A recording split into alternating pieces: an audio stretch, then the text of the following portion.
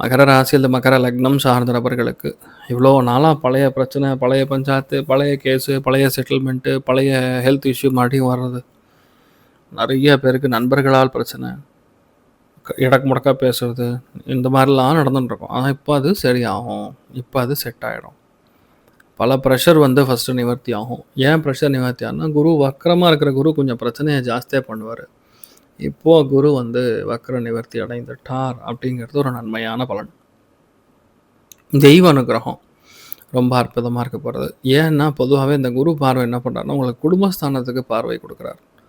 பணத்துக்கு பிரச்சனை கிடையாது. எங்கேயாவது பணம் கொடுத்து ஏமாந்துட்டீங்கன்னா அந்த பணம் வந்துடும். குடும்பத்தில் தேவையில்லாத சஞ்சலங்கள்லாம் ஓடின்றதுன்னா அது சரியாயிடும். குடும்பத்தில் இருக்கக்கூடிய வாக்குவாதங்கள் சரியாகும். குடும்பத்தில் யாருக்காரு மன வருத்தம் இருந்ததுன்னா சரியாகும். குடும்பத்தில் யாருக்காரு ஹெல்த் பிரச்சனை இருந்ததுன்னா சரியாகும். வர வேண்டிய பணம் எங்கே இருந்தாலும் வரும். புதுசாக இன்வெஸ்ட்மெண்ட் வரும். வீடு வாங்குறது, நிலம் வாங்குறது, கட்டிடங்கள் செய்வது, புது இன்வெஸ்ட்மெண்ட் போடுறதுங்கிற மாதிரி மகரத்துடைய ஐடியாலஜியே மாறிடும். அதே மாதிரி நிறையா ஊர்களுக்கு பிரயாணம் பண்ணக்கூடிய, தெய்வ தலங்களுக்கு விளக்கக்கூடிய போகக்கூடிய அற்புதமான ஒரு டைமிங் 12ஆம் தேதியிலேருந்து வரப்போகுது. உங்கள் முயற்சி எது இருந்தாலும் சரி, அது கண்டிப்பாக ஜெயிக்கும்.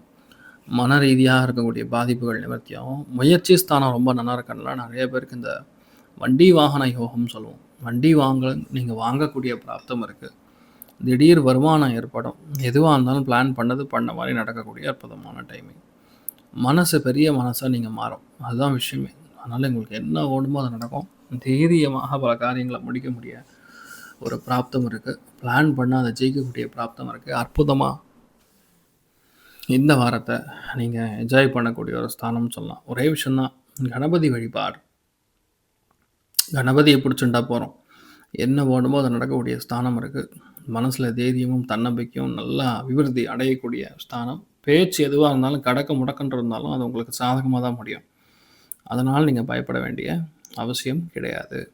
ஸோ சந்தோஷம் அப்படின்னு சொன்னோன்னா 90 பொருளாதாரம் 80 நீங்கள் வழிபாடு செய்ய வேண்டிய தெய்வம் விக்னேஸ்வரன் வழிபாடு ஏற்றத்தை கொடுக்கும்.